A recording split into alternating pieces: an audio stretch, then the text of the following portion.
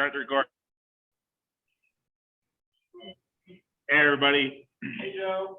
Thanks for coming to the meeting. This is our best attended in-person meeting in probably about 2 years. So good job for everybody. The season must be over. So I guess with that in mind, so I sent everybody out the things that we're going to hit. So first things first,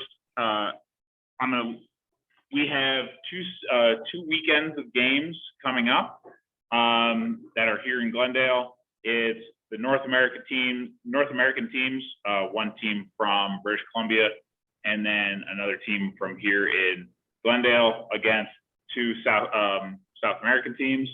That'll be happening on Saturday at 1 and at 3, and then following that will be a WPL, the end of their regular season between Colorado Grey Wolves and New York Rugby Club. I believe that's 1 versus 2 in their conference.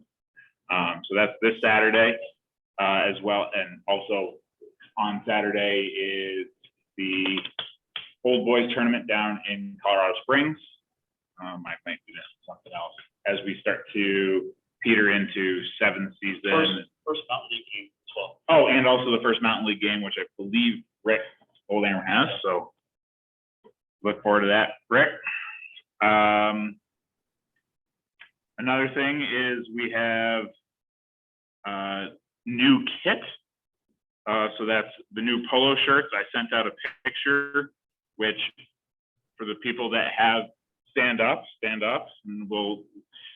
if everybody can see them, the color in the picture and the color on the polo are not necessarily.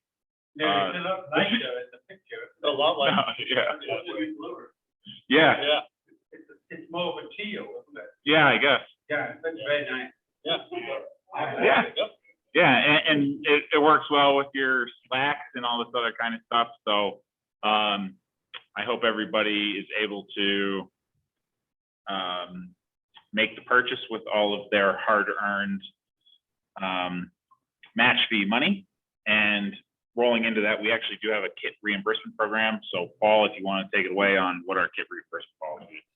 Yeah, if you've done anything for the society at all, just send me kind of going to rep up, send me kind of a summary of 5 things you've done. If you've done 5 times a touch judge or AR, then that equals 1 credit per participation. So 5 credits gives you $50. Obviously 10 credits gives you 100. So these jerseys is about $50. We need 52 or something like that with shipping. So send that to me and I'll process reimbursement right away. Do we do it roll with 5? So if someone does like 15, they get 1. Yeah. And it has to be in 1 season. So if you're a 1 year. Right. Yeah. If you're I do 1 thing annually, you can't total that up over 5 years. We're hoping that you kind of put it together. My take on it is we haven't had kit for a while, and so there's probably a lot of kit credits built up from people because unless you bought a jersey, which you probably haven't, we haven't had any new referees for a while either, so we haven't needed to get new referees jerseys and kit. So if you haven't taken advantage of your kit credit for a while and you've been doing some refereeing, let me know and we'll just take it on a day-by-day basis, or per instance, I suppose. I know that I just processed a couple for Bright bought kit. So and speaking of new referees, we have some upcoming L1s for both referee and CMO. Mark, are you able to talk shortly on those? I think we have a level 1 in Fort Collins this week, Sunday. The details are at youth.org. We'll send that out to everyone, get registered. And also, I think posted. Yep. And I think there's talking about it now. I think there's CMO one on Friday the 17th, and then that's the classroom portion of it. It's June 17th. June 17th. Yeah. And then the practical portion, that we have to have 7th or potentially the youth tournament. This tournament is not on. Okay, so then we can all go, then the participants, CMO one can go to Denver South. Okay, yeah. CMO Barbaros. And Denver then South. we have another level one on Sunday the 18th. Correct. Yeah, and that will be, Somewhere around here. that will be here, I believe. Yeah, I'm supposed to be getting that one. Great. At the next meeting. Eighth, Sunday the 19th. Sunday, the 19th. Sunday, June 19th. June. Yes, we were talking about July 7th, July 17th. No, 1998, CMO course on USA Rugby is officially listed Friday the 17th of June Right. and the 18th. I was of talking about June. the referee thing that's here. Oh, and then a month later? Yeah. For clarity, that will be part of our recap email. Yeah. Here. Confused. Yes. So the next thing that we'll talk about here is summer sevens.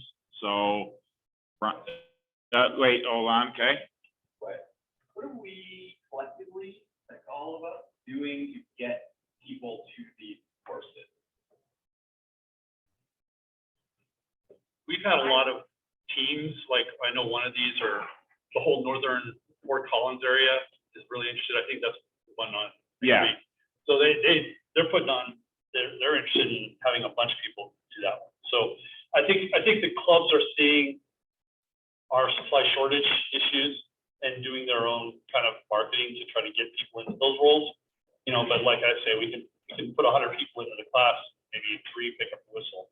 So we'll see how that does. But I'm out. You know, we're out there, and hopefully you guys are as you're going out there. People that you guys see. We had someone that usually does tri-league actually referee a tournament last weekend, and I'm trying to get her, make sure she's kind of on the official side because she's got some good potential. So it's kind of up to us, unfortunately.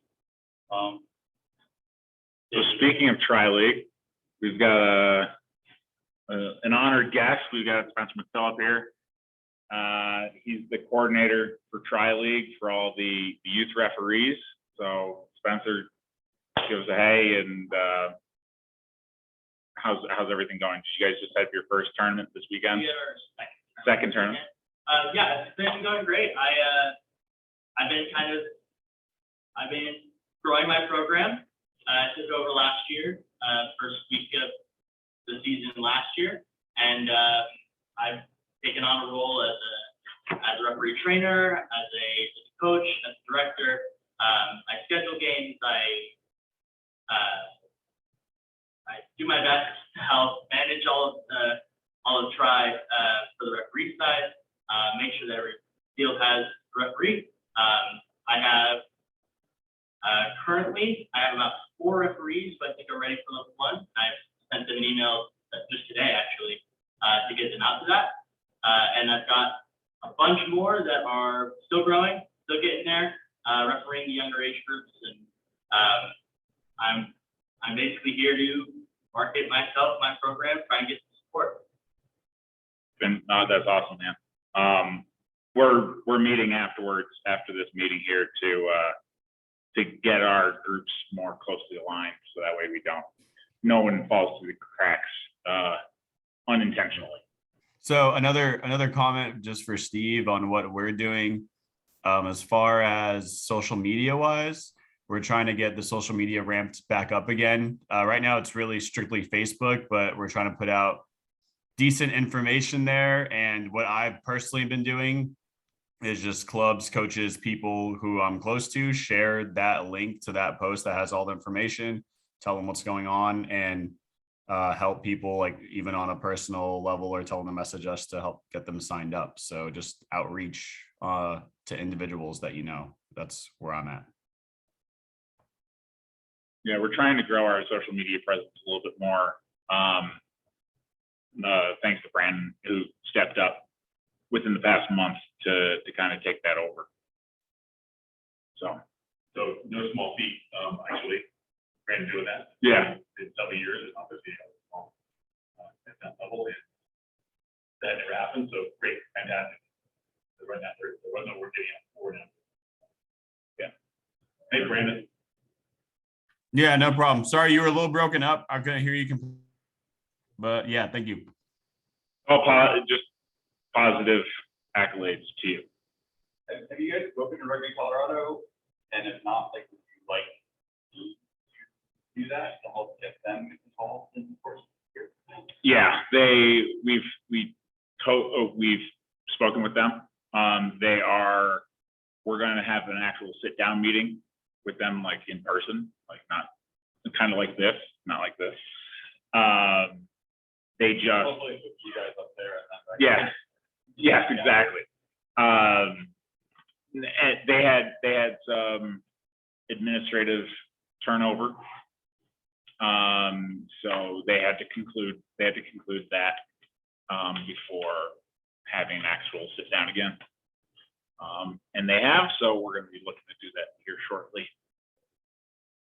Well, certainly myself, and many other people here I think are connected to Rugby Colorado, so we can help.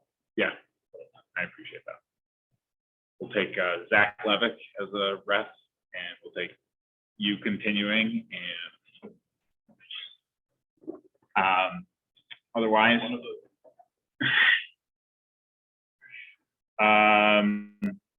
so like as I started, we've got Brian Zapp here. He's going to be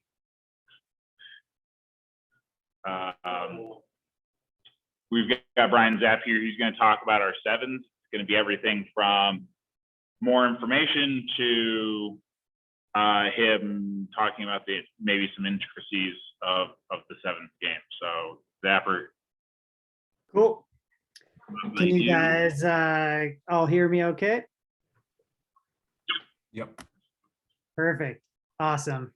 So sevens season here is upon us, and there are some differences obviously in the game of sevens than 15s. And some of the things we try to do is transition to sevens. And to help with that, I wanted to point out a few things. So let me share my screen real quick. Will you please turn that off? Thank you. All right. Share. Okay, cool.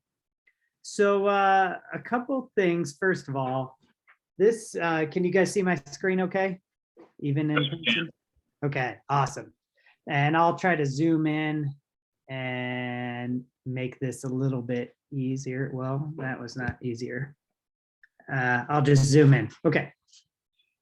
So this is a very fascinating analysis of sevens compared to 15s.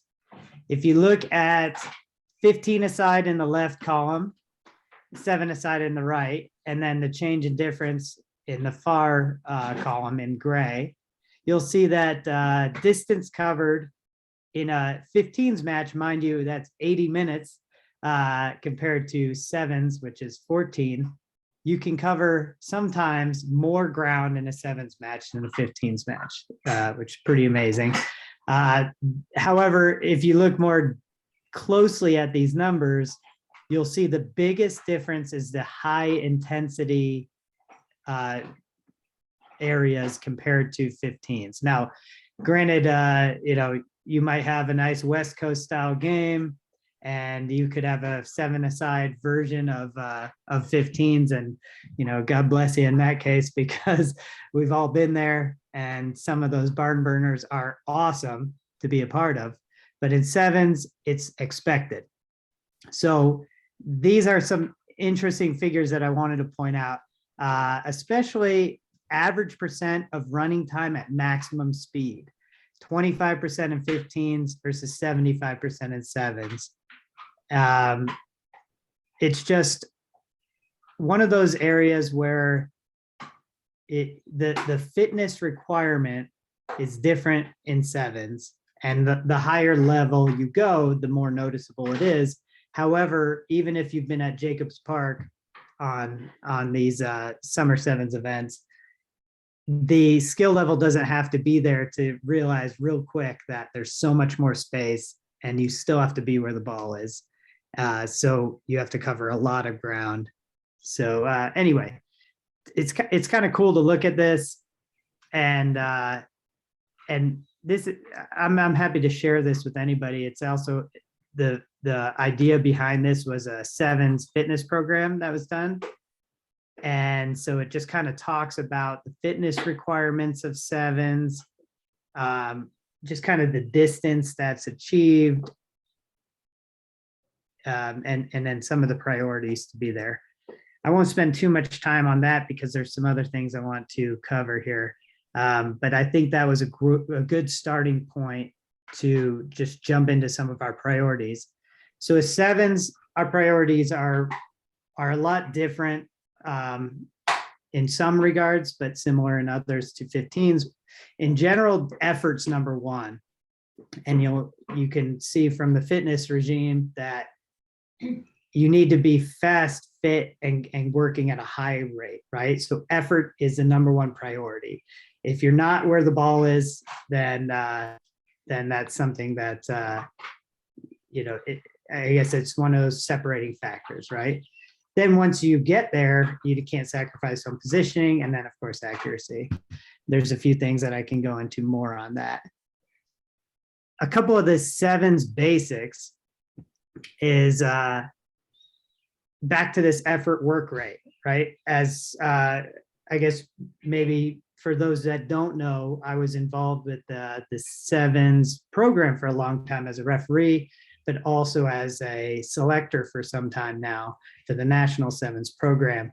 One of the biggest things we look at is that work rate and effort.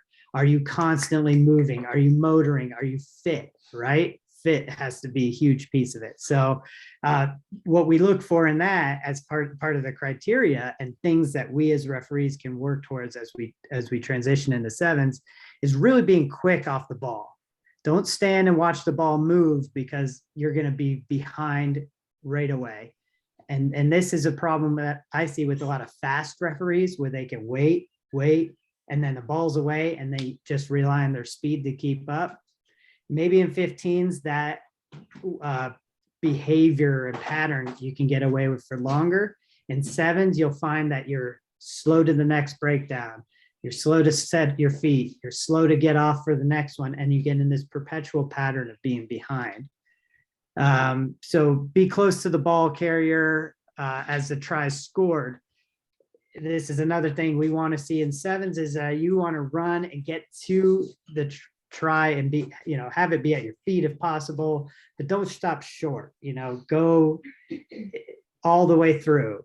And that's really if you want to get to that next level. Of course, if you're running around at Jacobs, social games here and there, or if you're like many of us recently and you're running an entire sevens tournament by yourself, then stop short all you want.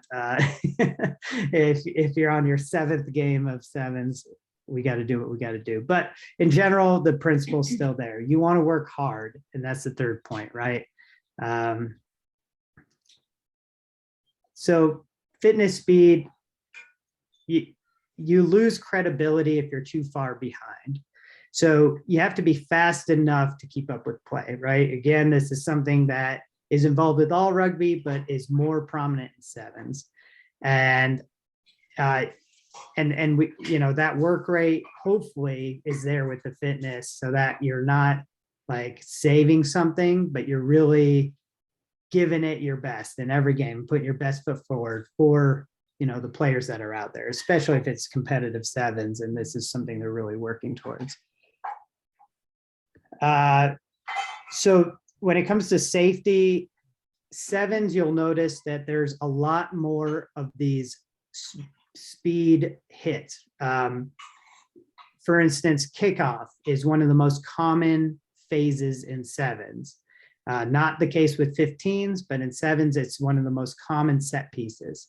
And so that is a very dynamic play where you have to recognize the opportunities for safety and foul play there, where it's a much more dynamic element in sevens. And I'll show you that when it comes to to the law variances. And I also apologize. I'm going to rush through this because there's a lot to cover. Some of this, many of you have heard many times before. Others, it may be new and a lot to take in which case I'll share this information afterwards, and you can certainly digest it on your own time, and feel free to reach out to me if you want any more specific information. But anyway, back to fair contest and platform of space. So set a standard for safety by penalizing at above shoulder dangerous play, right? We know that, but in sevens, it's just that there's a lot more of those cross field tackles. And in 15s, there's much more of these constant just grinding, set piece, pick and go, pick and go, pick and go. In sevens, it's pick, pass all the way across the field, maybe pull out, pass all the way across the field, and eventually a dynamic point where people are really flying at full speed, and it's much more difficult for them to set a lower tackle standard. So, just something to be aware of. Sevens is very dynamic, very fast.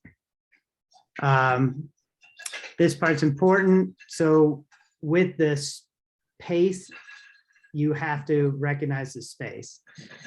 So just because we're constantly picking and going doesn't mean we can forgive the fact that there is a ruck, there's offside mindset, and that the players need to respect that space.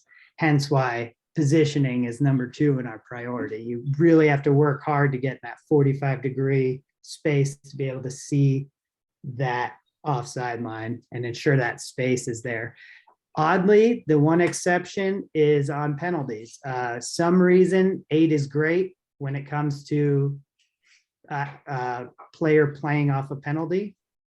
And my interpretation of that is just that the ball in space is as good anywhere at that point, right? So 10 meters does not equal 10 meters in sevens as it does in 15s, insofar as just the priority of players using the ball.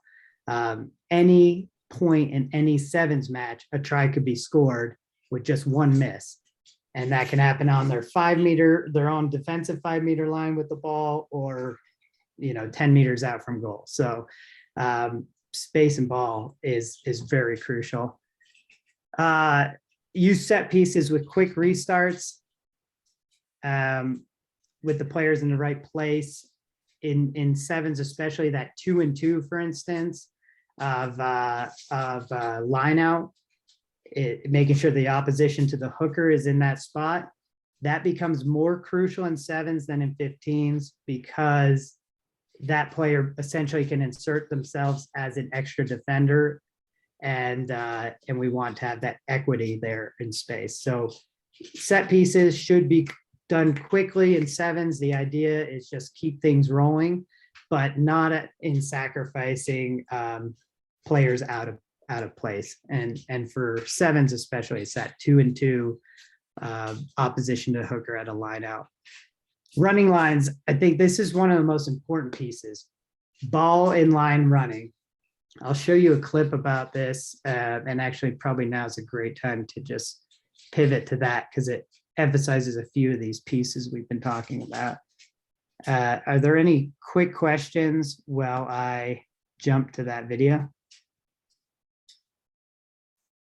As you're pulling that up, a good reminder that we have summer sevens on Thursdays. It's from 6 to 8 p.m. And that's down at Jacobs Park, Cook Park. Thank you, Cook Park, and that's being hosted by Harlequins.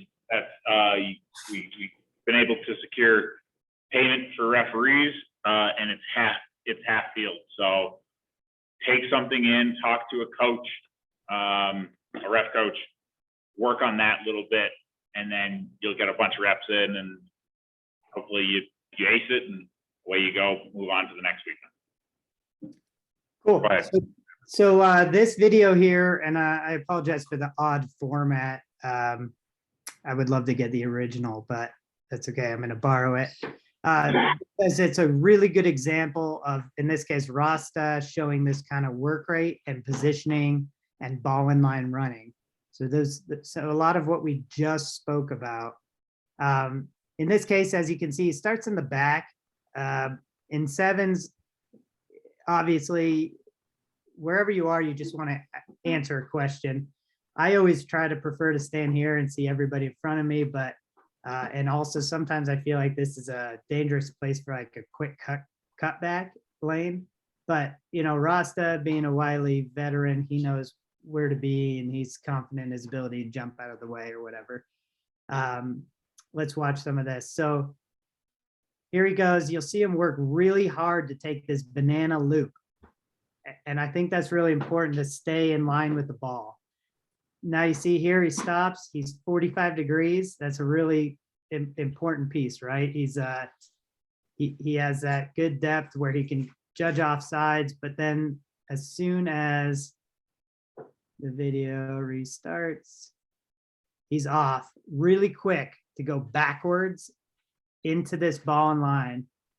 And what we really mean about ball in line is, and there's a good point, I'll freeze it at here in a second, is really you want to be in between the defenders and the ball carrier.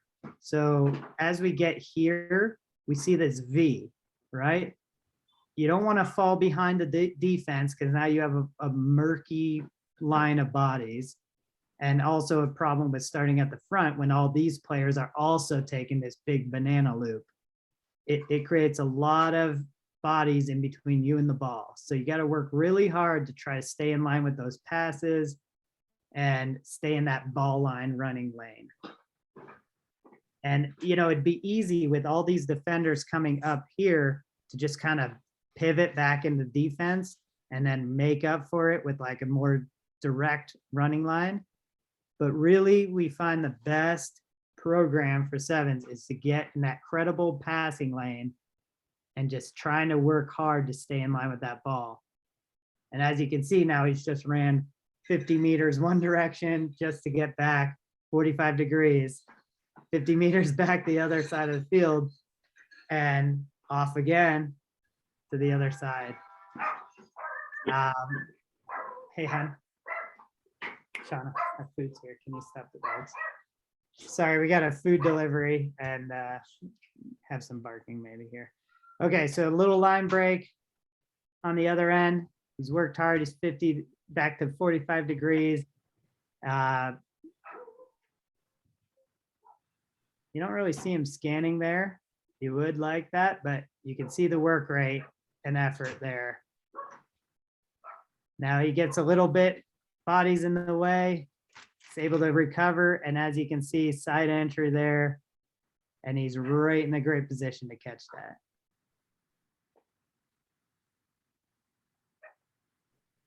Boom, side entry. So that's it's just a really key example of that banana style running lane that this ball and line running is really looking for. So you don't want to be stuck on the defensive side and go back, even though, you know, there's a lot of shifting in sevens, and also you don't want to fall too far behind, and then just keep working towards that 45-degree angle from the breakdown, just like you would in 15s. No exception. The difference is just, you know, you're on that side of the field, then you're on this side of the field in a heartbeat. So hence why the fitness, speed, effort, work rate are really priorities number 1 and 2. The other piece of it here is quick play, right? So the game's so fast, and why we really focus on work rate and fitness and speed is that the calls are much more black and white. In 15s, when you have this grinded out chess match of the game, you can choose when you let the rope out, when you pull it back in. You can judge the speed in which the ball can be recycled and the availability of the ball is there. You know, in lower level high school stuff or D3 rugby, you know, you might be able to see players go down, tackle, pause, balls available, pause, plays on, right? In sevens, tackle, breath, balls out, tackle, breath, balls out, right? It's way more quick. So the black and white decision-making process is much more relevant in sevens versus 15s, where you might be able to say to somebody in D3, leave it now, roll away, hands off, something like that. You might be able to manage some areas of the game, or hit that ball's still in, hold, something like that. In sevens, if they've already affected the speed at which that ball can come out, then they've already impacted the play. So therefore, penalty is the reward rather than advantage, right? Penalty separates all hands, all people, and creates a clear, defined space. Player will tap and go. If they're 7, 8 and moving backwards and they have the ball in space, cool, keep playing, right? But the penalty is the reward rather than advantage in sevens. So it's about decisive, quick, clear calls that are accurate, right? If the ball's disrupted, bam, bing it.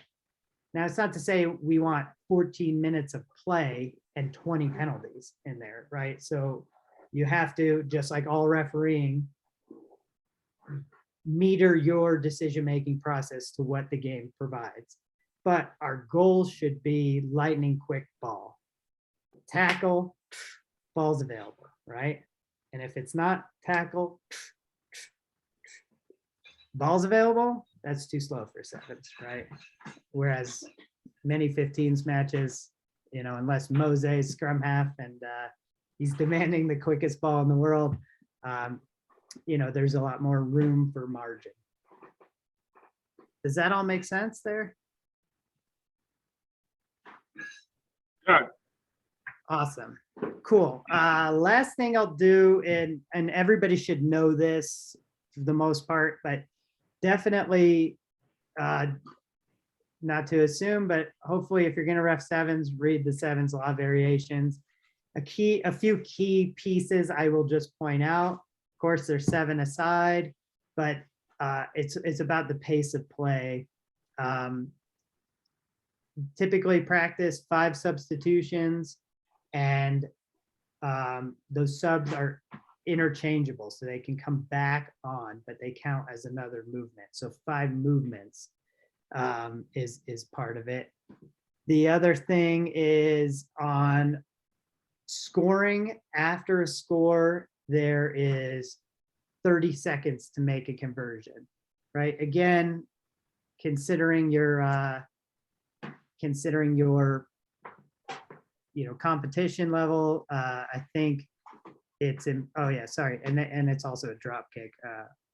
But basically after the try, take a glance at your watch. Instead of 90 seconds, which how many people are really paying attention to that, just consider 30 seconds roughly here, take some deep breaths, let the kicker know when it's about 10 seconds to go. And yes, it has to be a drop kick. And then the other piece is after a try being scored,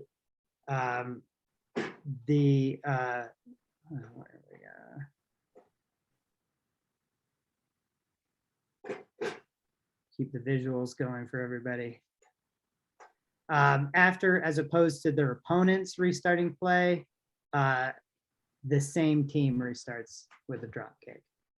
Okay, I'm not exactly sure where they came up with that, but that's difference in sevens. And then everything on a restart kick is a free kick. If the ball doesn't travel 10 meters, free kick. If players offsides, free kick, right? So every sanction on a restart is free kick. So keep that in mind, and it just should be made quickly, right? Just, the ball doesn't travel 10, just free kick them, get it going. Let's see, a couple of other pieces. Scrum, this one is, Yeah, yes. Modeling 50-22, goal line dropout. What else came in with that? I guess those are probably the only ones that apply. the latch. The latch, you're gonna have two players on a pick and go in 7. Yeah. So those apply. 50-22 more. And goal line dropout, no. So the latch is the only one that's fine. That clear for everybody that's not here, not present? Could you repeat it, Joe? It's 50-22 and the goal line dropout, which are law trials that have gone into effect for 15. They do not affect 7. So if the ball is held up, go with the scrum. That is important to know. Do not award a goal line dropout. Awesome. Nice. Yeah, good. Was that you, Gore? Good question. Nice. This is an important clip because just like all rugby, it's important to know, especially as referees, what are commonplace scenarios. In 7 scrums, there are 2 most common scenarios that you should pay attention to. One is stay bound till the scrum ends. This is super common where you'll see the hooker bounce early on a defensive scrum. Whoop, where'd he go? Right. So pay close attention to that. And one of the key ways is making sure that they're all bound to the hooker, right? So as scrum's setting up, both props are binding on the hooker and not each other. Because what often will happen is the props will be bound to each other and then the hooker will just have this easier free release, which is even harder for the referee to detect. The second one, and I'm not sure if they will have a video here, but in any case, it's another common scenario in 7 scrums will be the defensive loose head driving up and in. In 15s, the loose head can have a lot of influence on the scrum in boring and whatnot, but there's, 8 versus 8, so it's much more, I guess that they have a lot less influence than in 7s. In 7s, if that loose head drives up and in, it's a complete scrum disruptor, and it's super noticeable. So when you prepare for a scrum, I want every referee in this room and listening, and share it with your friends. Pay attention to 2 things: binding on the hooker, making sure that hooker doesn't get out early, and then the loose head driving up and in. And you have to step a little bit back to see that properly, but it's super obvious. Loose head up and in, ping it every time when you see it. And that's it. Those are your scapegoat scenarios, just like easy things to watch out for in a scrum in 7s.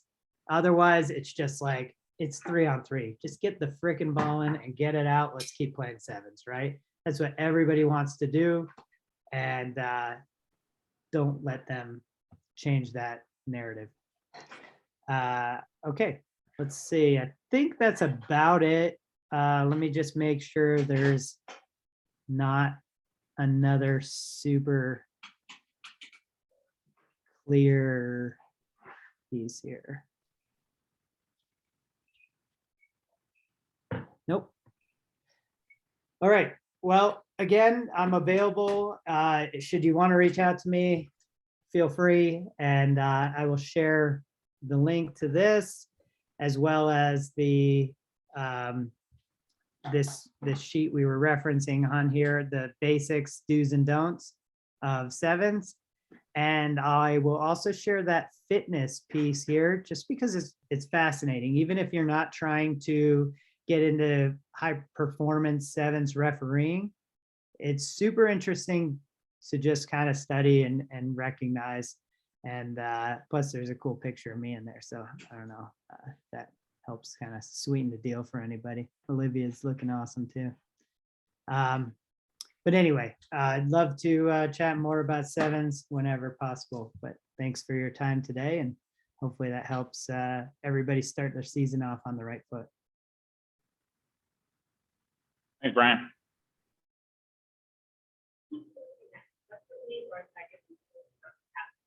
I will send that in an after meeting. So Brian, just send that to me and I'll get it out with everybody. Roger that. Thanks.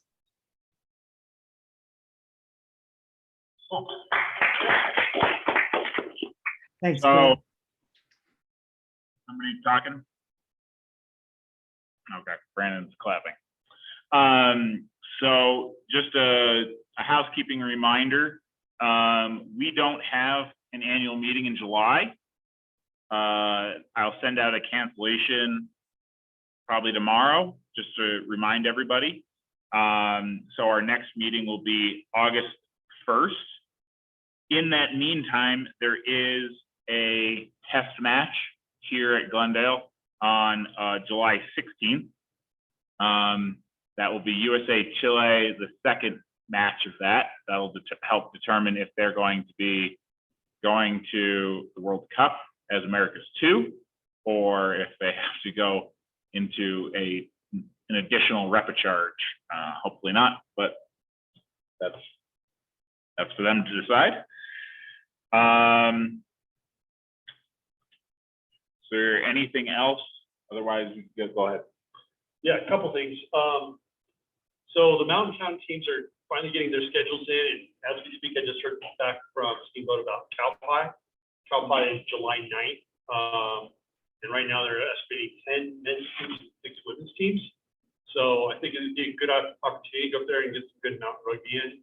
On the negotiation for lodging and, stuff like that, but keep an eye out on ref up for that. So that's coming the week after July 4th weekend. And then it's not 100% confirmed, but I did hear back from them. It sounds like they are. I'm starting the conversation with them much earlier than in advance, at least trying. So I just gave them a quote about 15 minutes ago. So, I'll say 7. Do I look like a 7th player? I'm the one they created that rule for the loose set binding up. No, I'm just kidding. So also Mountain League, there's only 4 teams participating in the Mountain League, so there's really only 1 game per week in general. Just COVID, I guess, knocked out Glenwood. So really the teams that are in it are Vail, Steamboat, Aspen, and the Water Dogs. So those are the 4 primary teams. Pay attention to ref up. Right now, Vail is the only team that has their games in there. So, and nothing's been indicated to us about accommodations for if you go up to Steamboat or Aspen, because I know those are a little bit longer, but I'm sure that when they confirm, or if you want to, we can work something out. Just get a hold of me. Don't be afraid to put your name down for those games, though. They're good competition, fun, and if you can, talk to your wife and going up there on the weekend, something to do. So, and then like Joe mentioned earlier, we also have the Denver Sevens coming up, which is not going to be the same kind of event it has been in the years past, primarily because the high school tournament is no longer occurring. The Rock Band Challenge didn't go off, and Amy Russer was trying to rectify it with some other kind of high school all-star action that didn't happen either, I think primarily due to fields. So right now we have, there's other things going on with that. So there's probably be a high school bracket. No.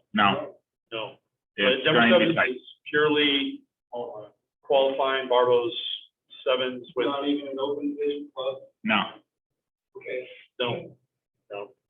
It sounds to me like some planning issues, and it may be moved out to Witcher Park or something like that. I haven't heard any more about it. If you're interested in that type of information, please contact Ops and Brian. Brian's our Sevens czar this year. And Paul is obviously in loop on those types of things. Yeah, if on the 18th, it looks like we could use a couple of ARs. So if you guys are interested in ARing, let us know. And we can, currently we have 6 referees slated for it. But if we wanted to open that up and have several ARs, that could certainly work too, as the tournament would benefit from it. So Yeah, I'll talk to Paul. I'll open up the bidding opportunities for AR slots as well as refereeing, and we'll make sure we got it covered. Great. And then, the summer sevens, a lot of bids out for those, so I really appreciate everyone that stepped up to that. I think it might have helped that you get paid for it just a little bit this year. Whoever puts it on every year does it as a money-making thing, and so you guys should not go out there and do it for free and get that kind of money. So we've negotiated some kind of payment for you.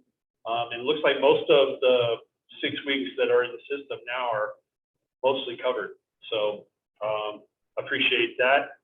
And then finally, Ruggerfest is coming up in September, and negotiations are ongoing with that. We don't have a theme, but we do have the same hotel situation, or the chateau is all reserved for the same situation as last year. They even need a couple more rooms, but this is probably the last year for the chateau. So, Chalet. Chateau. Yep. Yeah. So for everybody's information on that, we are going to try to open this up to a wider range of referees. So if you've been active as a referee these past 2 seasons, spring and fall, we're hoping to get you involved as some sort of match official, either as a referee or as an assistant referee.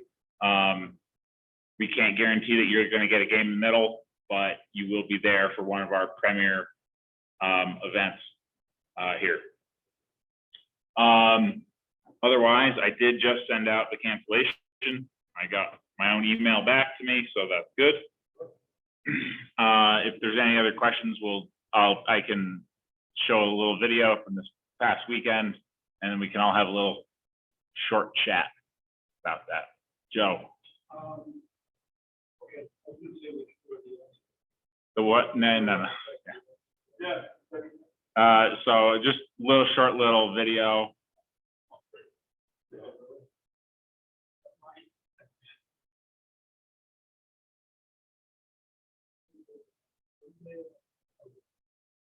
Got those cotton.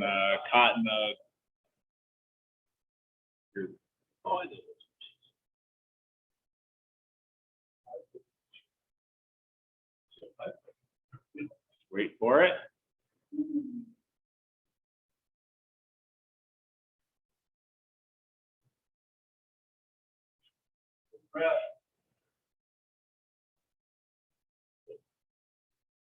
All right. So, anybody have any thoughts on this little decision? I think He caught him pretty.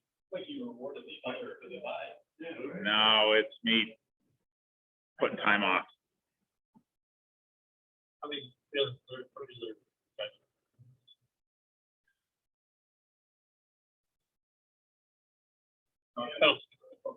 Here's the problem.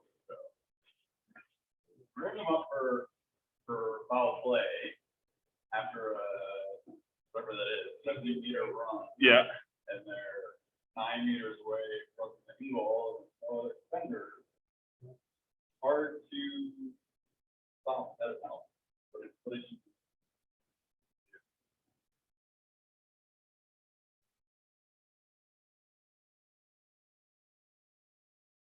Oh, and they video.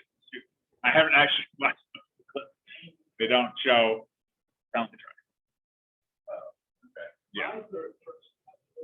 Could you have advantage? I mean, these are high school kids. This is 7. These are real rugby players. Yeah. There's no, so if we say that that penalty try is option 1, can they better themselves past that? No, because you're giving them 7. Yes, they can. They can score it themselves. You can give them the option. But then I'm going to have to come back to yellow card that 10. Yes. That's weird. That's a weird picture. I carry yellow cards in my pocket. Figuratively, I agree with you a little bit, but thank you. Which channel? Oh, wait a second, was that, Too many. I don't know if that video was being shown on, A bit of a flashpoint. You don't really go into the on that. So, okay, what question, what time of the game was that score at that time? not as much to a little. I think it was probably around 34-10 at that time. Around, he didn't return 29 minutes, 29 and a half minutes. Yes. That changes, that tempers my thing. But Jerry, this is the situation. How long do you stay?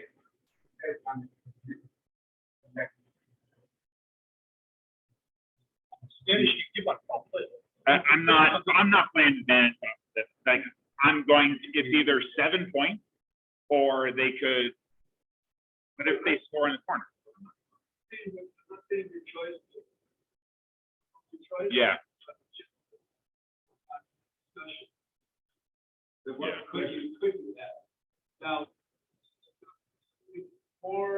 So let's look at four white the, players, 5 white players, 3 blue. this is the video clip that they sent me.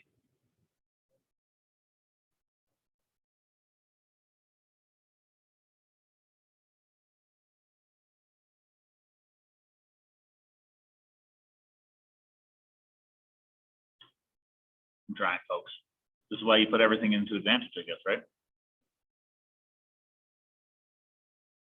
Here we go.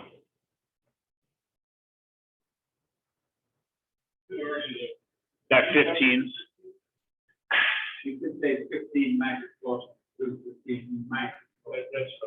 Yeah.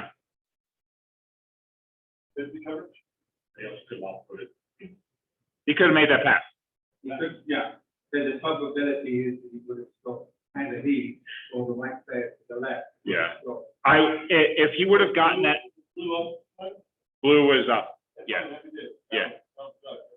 Yeah. Especially in a point where, say he shifts that ball off.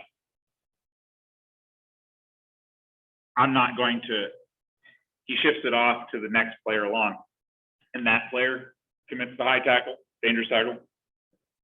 I'm not going to award penalty try on that one because we do have 15 coming in, but 15 is not in a position, I don't think. But I think it's a great call. Yeah. Thanks. My only question is, how do you feel about the order of things? Like, hey man, looks like you're awarding no penalty, or you're not releasing, whatever, deal, yellow cards. Well, There's someone here to demonstrate what they would do. And for Dale, right? Yeah, let me- Demonstrate what you would do. all right. So right now, folks, what we're doing is I'm pulling up the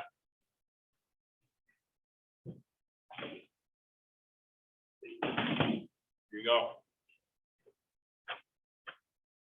Try to stand in front of the camera. There you go.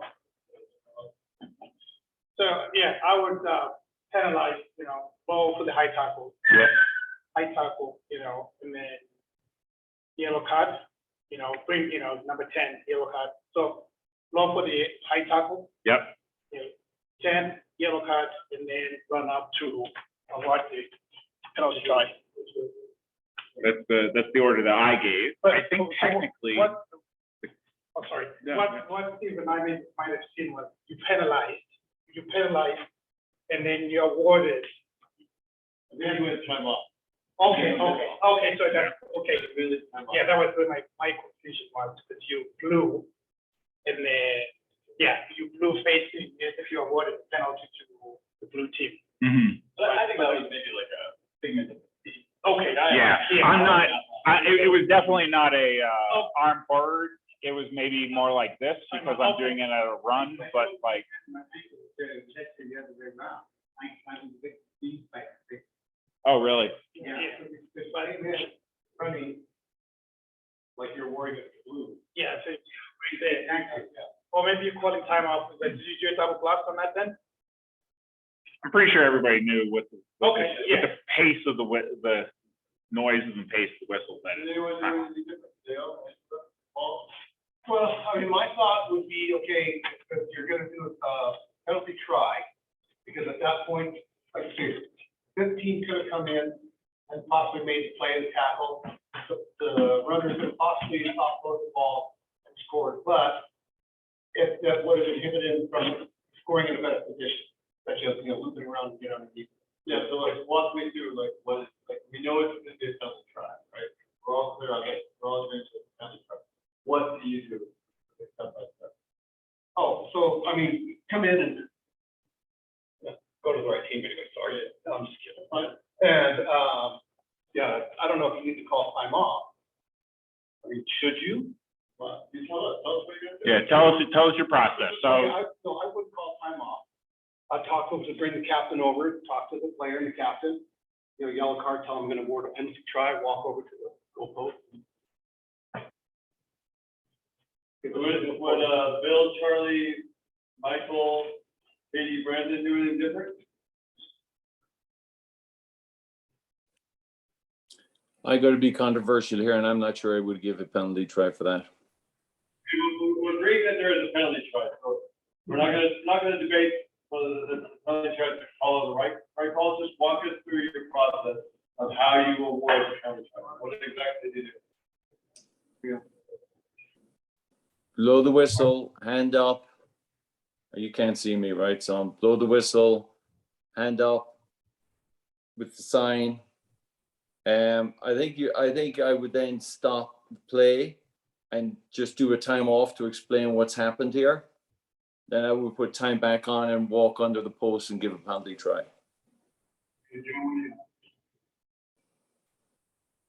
Blow the whistle, of course. First thing I would do is go under the post for the try, and then work really hard. After an 80-meter sprint, work really hard. Remember, that was number 10, then I'm about the yellow card. Then do the yellow card. Yeah, I agree with Right first, then the card. I agree with Joe's argument. I think that you award the penalty, jog over the stick, award the penalty try, and then go deal with 10. You'll captain the 10, off you go, and then go back and just go back. So what's the logic in doing the math work? It looks awesome.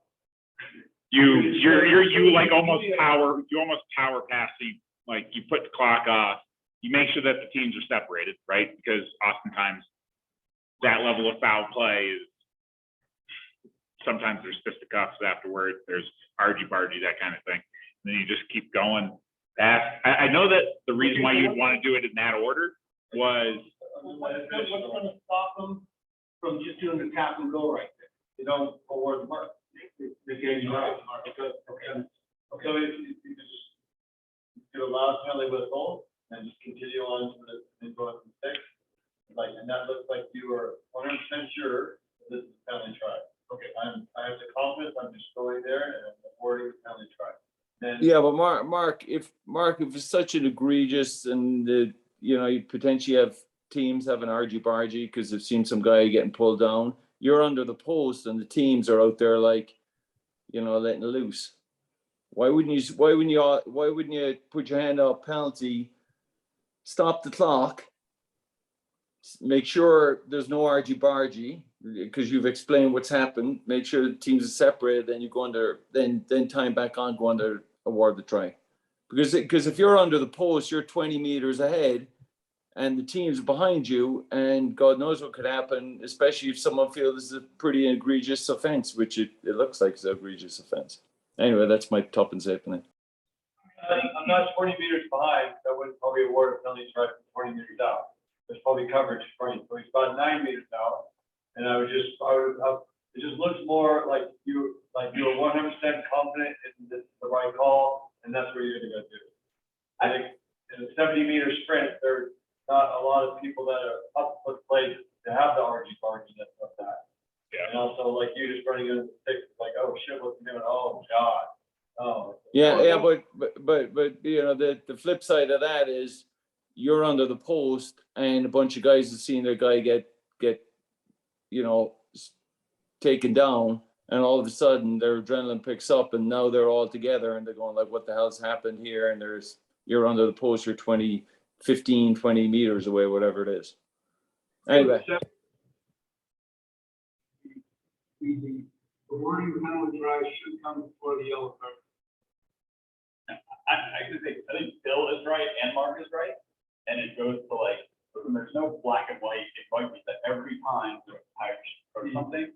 I think if you're refereeing a game and you're like, oh, this is a penalty try, and you look at that game and you're like, yeah, there's not going to be a fight because of this. Fucking look awesome. Go under the sticks, run over there, blow the whistle. You look like you're in charge, and then get the yellow card. Yeah, and then also if you look at, And if you're refereeing and you feel like it's a different scenario, right? Like imagine a situation where people are 3 meters from the goal line, 3 meters from the touch line, and there's some massive shoulder charge into touch that's a high tackle, right? Like some situation like that, that's going to end up being a penalty try. Maybe that's where like there's 20 bodies there and you want to take more of a build approach, like let's separate things all down. So I don't know. I think like sort of play by ear. Yeah. I have another question. yeah, Situational. So you have a pretty competitive match and a savvy team that you just awarded a penalty try again. What might they try to do? go quick, Go quick at what? the kickoff restart. And how do you handle that? You've put time off to award the penalty try, and you don't put it back on until things have stabilized because all players must be,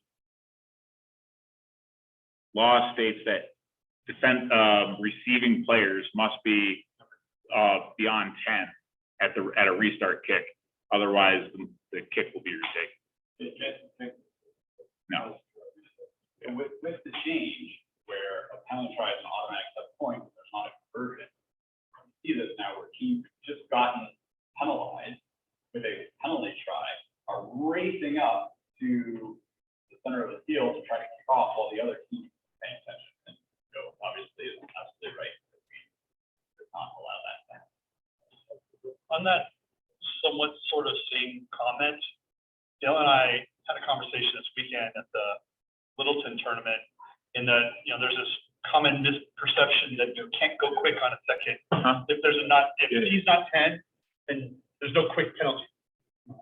The actuality is this, that if someone goes quick and the team's not 10 and you blow it up, take your time to set that second mark because they can't go until that second mark is made.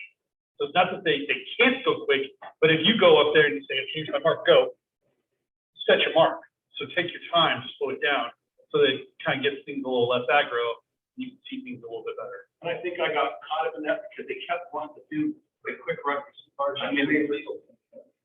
They just wanted to do quick rugby. The path was out and they were just rolling. But I got rolled. Just. I was just trying to find another instance, but we can talk about that later. Another question, Nat, would you think it's a different sequence if it had been a school game? No. Compared to what Joe was saying, of going to 6 first and then doing the other half. If it had been a school game, wouldn't it have been better to do in the sequence that you did? Deal with the yellow card, deal with the offender first, then go under the first. Yeah, my actions are always to be aware of the temperature of the game and play off of that. Yeah, but I'm saying, that's what I'm saying, is the temperature of the game is a school game, and then somebody's got a very obvious time factor. Yeah. Dangerous factor. Right. Deal with that first in the sequence that you did, compared to opposite of what Joe is saying. When I said what I said, I was thinking that game, players were all under siege. There wasn't like full separation, but at that point, everybody's eyes were on the referee. And there didn't seem to be, the team didn't seem to be like they were really. No, but as I'm, all right, I'm not blowing, my arm signal is not blowing the penalty. My arm signal is just putting time off. Because I'm not going to award the penalty. Like there is no, I'm not, yeah, I don't need to give a mark. The mark is going to be the restart position way up there. I just put the time off.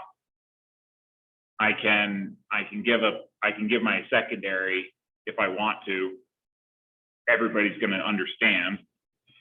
And I'm going to, yeah, I should go under the posts and then come back and yellow card. The reason why I used to remember the order was when you actually had to kick your 2 points on the conversion. I was always afraid that if there was the player that I yellow carded, like blocks the kick if you put it in the wrong order, right? If you don't get them off. Yeah.